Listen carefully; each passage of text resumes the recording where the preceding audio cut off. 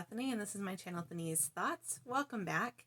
Today I am doing a very specific video. Actually, I didn't have a video idea, so I petitioned Instagram to see if anyone had anything that they wanted me to make or create, or a video idea that they would be interested in watching, and I got this as a suggestion, and I really thought, hey, I really like this idea. And then when I thought more about it, the more the idea kind of spun out of control. So this is what we have. So what I'm talking about today is going to be romance tropes for beginners. So kind of just more explaining which particular these romance tropes are, and then giving examples, give different books as examples for each trope. So I have one or two for each, and I also had tried to have them roll in together. So you'll see what I mean in a little bit, because a lot of tropes can cross over, and a lot of books tend to have more than just one trope. A lot of these are also really popular.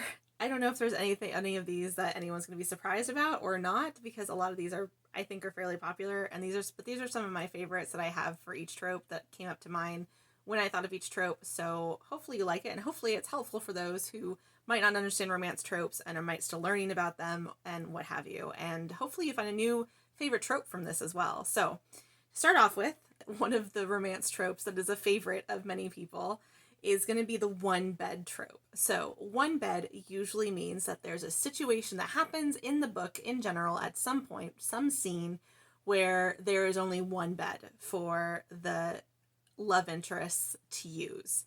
So in this particular case, the examples that I thought of is going to be The Worst Best Man by Mia Sousa. This is where she is being forced to work with her former fiance's brother, who she blames for the fact that she didn't get married in the first place. And there is a moment where there is a scene where they stay at a hotel and there's only one bed for them to stay at. That's kind of an example of how the trope works. Another example of that is going to be Unhoneymooners by Christina Lauren. Unhoneymooners is where her brother-in-law's best friend, I believe, and herself end up having to take her sister's honeymoon for them, because the whole wedding, in fact, actually got sick with food poisoning. So they have to have somebody go on the honeymoon for them, and so they absolutely hate each other, and of course, because they go on the honeymoon together, there is one bed for them to deal with. So that is a common trope. That is how the trope works. And Unhoneymooners is also a great example for fake dating or fake relationships. So a fake relationship trope usually includes fake dating, fake engagement, fake marriage. Unhoneymooners is also considered fake dating. They pretend to be marrying each other because they're pretending to be on the honeymoon together. So they're fake dating, which is why it rolls into fake dating. That is usually someone, for whatever reason, the love interests pretend to date each other, or pretend to be engaged to each other, or actually pretend to have a marriage. Rolls into more marriage and convenience territory trope-wise, which I'll get into in a second.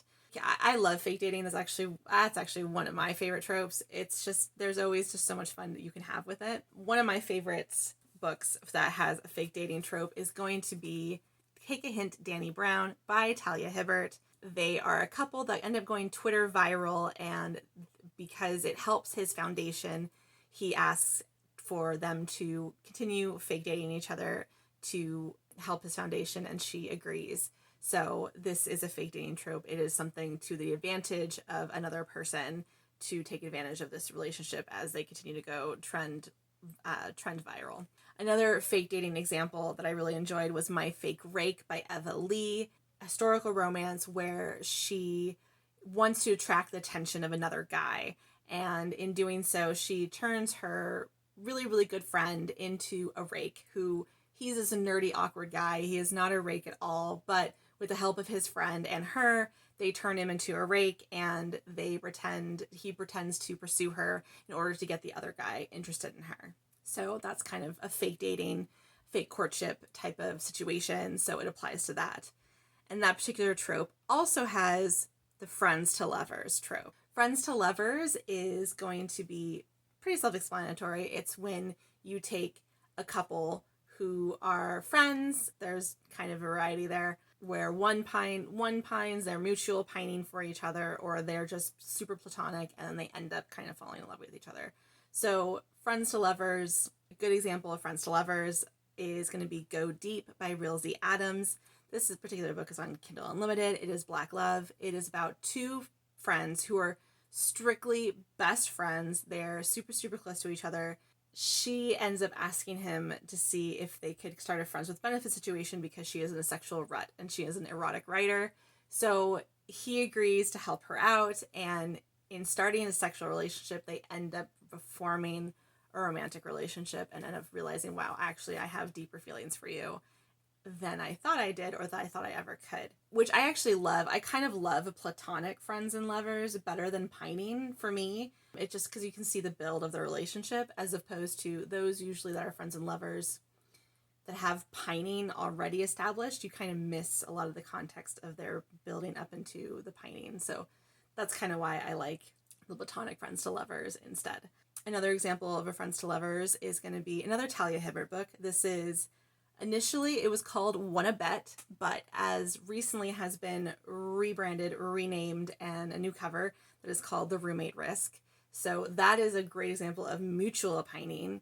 They both really like each other. They both have always had romantic feelings for each other for a while, and for whatever reason, they just don't communicate with each other, or there's a conflict involved where they don't feel like they can share the fact that they have feelings for each other, and they're trying to resolve that. That is a great mutual opining. The Roommate Risk is also about two people. They're friends, and the reason that they come together is because she moves in with him, her friend, because something happens to her apartment that she needs to stay over with him. So that rolls into the next trope that I was going to discuss out, which is forced proximity. The Roommate Risk is a good example of forced proximity. Forced proximity usually means is when two people end up being forced together and in close quarters. So another example of forced proximity is going to be You Deserve Each Other by Sarah Hoggle. This is a really great example. These two are actually, could also be considered another type of trope, which is called like a relationship that's trying to be saved. And You Deserve Each Other is about two people who are already together, already at this point are engaged, cannot get along, are not doing well together, and are ready to break up. And this is the story about them coming back together. You Deserve Each Other, he ends up buying a house that's really remote outside of the city, and she ends up moving in with him. They move from an apartment to a house where they are just kind of have to be with each other because they still live together even though they're trying to break each other up. And that's a forced proximity where two people who are trying not to be together end up being forced together. You Deserve Each Other, though, can also be considered enemies to lovers, which is the next trope that I am going to discuss. Rivals and or enemies to lovers, there is some crossover. So a lot of people think that enemies to lovers has to be like bitter enemies, like I'd rather kill this person than ever fall in love with them. And there are those that exist. There are like serious, like intense enemies to lovers, romances that are involved. But there's also rivals to lovers, which is similar, but not really like I'd rather kill this person than be with them. Rivals to lovers is more and they antagonize each other and they're just at each other's throats because of competitiveness or because of they just don't like each other initially, and or, several different reasons. Enemies to lovers, I consider Pride and Prejudice to be the OG of enemies to lovers for me. That's what I consider it. That's what I call it. So that kind of gives you a scope, an understanding of that, if Pride and Prejudice is something you're familiar with. You Deserve Each Other is a good example of that because they're rivals to lovers. They were lovers to rivals to lovers, so they're a little bit different. But another example of that is going to be Hating Game by Sally Thorne. This is about two coworkers who are assistants of two CEOs, and they have to work together. The company got bought out, I believe, and they have to work together, but they cannot stand each other, and they're at each other's throats all the time. It's one of my favorites of like rivals, enemies to lovers.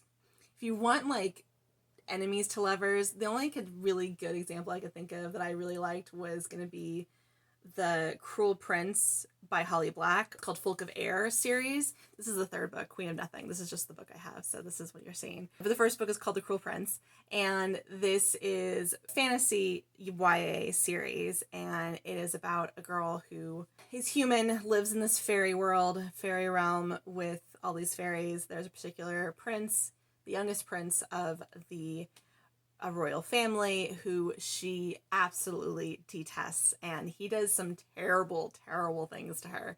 But also, he might hate her and also like her. Talk about like angsty, like I'd rather kill you than like you vibes. This is definitely going to be it. It is a series, so the romance does take 3 books, and there's other things going on. But just FYI of that type of trope that does of like enemies I'd rather kill you, it does exist. So that is an example of that. And something that rolls into that, the Folk of Air series, is there is a marriage of convenience. And marriage of convenience is another trope that I'm going to discuss. Now, marriage of convenience, I feel like it's very different from fake relationship, because marriage of convenience is like they're married. Like they end up officially getting married, and it ends up happening where they're forced to live to each other. So you got forced proximity, you got marriage of convenience, and you sort of got fake relationship. But not really. It's not really faked. They're real married. So I think it's a little bit different, and there's a lot of marriage of conveniences tropes. You see a lot of that in historicals, because usually it's, oh, she was scandalized and now they're forced to marry, and it ends up being a marriage of convenience and they have to figure it out. Marriage of Convenience, one that I thought of for Marriage of Convenience is The Duchess Deal by Tessa Dare. She shows up in a wedding gown. He's been trying to look for someone so he can produce an heir, but he's scarred, and so he's very insecure about his scars, and he hasn't been able to find someone to marry. So when she shows up in a wedding dress, demanding him pay for this wedding dress of a wedding that didn't happen, he ends up going, okay, yeah, you'll do. And so he marries her to be able to have heirs. But it is historical romance. But of course, feelings ensue from there. So that's kind of an idea of what a marriage of convenience look like. Sometimes also marriage of conveniences happen in the middle of historicals a lot of the time, like usually after the girl is ruined, they'll get forced to be married. That happens a lot in the middle of historical romances. So like I said, it's a really common, marriage of convenience is much more common I've seen in historicals than they are in contemporary. Duchess Deal, though, also falls into one of my favorite tropes, which is going to be Grump and Sunshine. So a Grump and Sunshine usually means where one character is super grumpy and super serious and solemn all the time and just kind of just grumpy. Like he's just got an attitude problem. And it's usually a he, but sometimes it's a she that are super grumpy. And then you have a sunshine character. A sunshine character is just rainbows and unicorns all the time. And they're just like brightness and happiness and joy all the time. And this combination of two characters is really, really fun to see. It's one of my favorites. I love that combination so much. You see that a little bit in The Duchess Deal, as well as one of my favorite Grumps of Sunshine is The Billionaire's Fake Fiancé by Annika Martin. So you also got another fake engagement, fake dating, fake relationship trope going there. She is his hairstylist. He is a CEO, billionaire of a company, and he needs a fake fiance to be able to, he's trying to woo a particular company who is like very family oriented to his business. So I believe it's his assistant who ends up suggesting her, and he's like, oh, she's perfect because I'm never gonna fall in love with her. And of course, things happen. He is super, super grumpy, super intense, super serious, and she is just like la la la la, like she's like having so much fun on this cruise, and she's like, well, I'm gonna have fun on this cruise, because they go on a cruise to like with this company and the CEOs of the company. And she's like, I'm just gonna have fun on the cruise and forget you, like free vacation. So it's just really delightful, and I really, really love that particular Grump and Sunshine example. Another Grump and Sunshine is going to be By a Thread by Lucy Score. This is between a boss and she's an assistant. She's not directly his assistant, but she is an assistant from the assistant pool, because there's like a pool of assistants that do like work for various bosses throughout the office, but they end up hitting it off, and he's super intense, super grumpy, and she is super delightful, super joyful all the time. Clash from there. And that rolls into my next trope, which is office romance or workplace romance. Like By a Thread, obviously, because it's a boss and an employee, there is a workplace romance. Usually workplace romances are between a boss and employee, and or a workplace, like coworkers. Coworkers end up falling in love. So an example of a coworkers falling in love is going to be Teach Me by Olivia Dade. This is a romance between two teachers, which I loved seeing teachers have a romance. I think that's something that you don't see often enough. So Teach Me was one of my favorite books of last year that I read in 2020. Office Place Romance is, like I said, very self-explanatory. It's a workplace romance. But Teach Me is also a great example of a cinnamon roll hero. So when you have a cinnamon roll hero, you get a hero that is just too pure for this world. Like, they're just so precious. They're just so sweet and have a soft gooey center, and you just love them with all your heart. And that's Cinnamon Roll Hero. I love Cinnamon Roll Heroes. They're just so great. I love them. And a great example of a cinnamon roll hero is going to be Wild Rain by Beverly Jenkins. That is Beverly Jenkins' first attempt at a cinnamon roll hero, and I loved Garrett, and he was great. So definitely recommend that one. That's a historical romance, as well as The Bride Test by Helen Huang. Kai is also a cinnamon roll hero. He's autistic, so also he's a little bit different and doesn't function as normally as everyone else because he's, not neurotypical, but the fact that he is autistic but still such a cinnamon roll hero, absolutely. I loved his character oh so much. And then you also have Love in Other Words by Christina Lauren, and I would say Elliot is definitely a cinnamon roll hero, but is also considered a second chance romance. Second chance romance is usually it's when two people who were together and sometimes or are still together end up meeting again, re-meeting later in life and getting back together and finding their relationship for there. So sometimes that can be childhood second chance romance, like they were, had like a high school relationship and or college relationship that end up meeting later on, or just like a mischance romance, like maybe something sort of started but then kind of fell flat and fell apart for whatever reason, and then they meet later in life. A second chance romance is actually one of my favorite tropes, but who does them very often is Hallmark movies. Hallmark movies are notorious for second chance romances.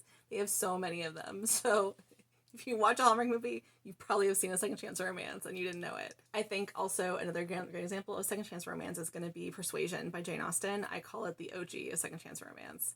Persuasion is about a young girl who ends up trying to marry a guy who doesn't have a fortune, so her family says no. They disagree with the match. The guy ends up leaving, making his fortune, and then coming back. Second chance romance is also super closely tied with like marriage in trouble, which is usually, or relationship in trouble, which is usually when a relationship and or marriage is not working out, and then they are forced to kind of, work it out and make it better. I kind of consider it's similar to second chance romance, but not quite. So I kind of consider it as something different, a marriage in trouble type of trope. But I've also heard it's considered as a second chance romance. So there you have it. That is 10 tropes all put in front of you as a really quick breakdown of each trope and what each means. This is not an exhaustive list. I just took some of my favorites and some of the more popular tropes that I have seen out there that I thought would be helpful for you to know and for you to be familiar with. So hopefully these are helpful to you and something you've learned from them, and or some new books that you should check out for some of the tropes that I listed. Comment down below what your favorite trope is and or what your favorite book for your favorite trope is. I would love to know. If you like what you saw and want to see more bookish things from me, please subscribe and hit likes and bells. I would really appreciate it, as well as follow me on all the things. I've linked my social medias down below, and you can follow me on all of those. Thank you so much for watching, and I will see you again soon. Bye!